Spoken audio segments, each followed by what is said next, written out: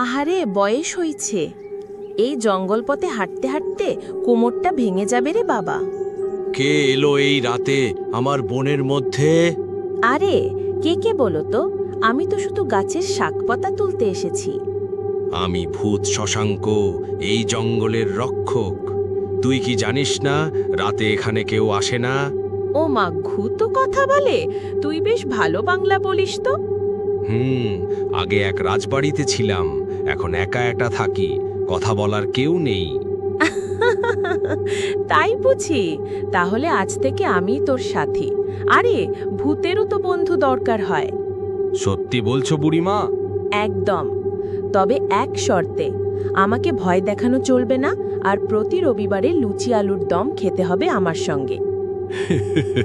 ঠিক আছে, ভয় না, এবার থেকে তুই আমার দিদা।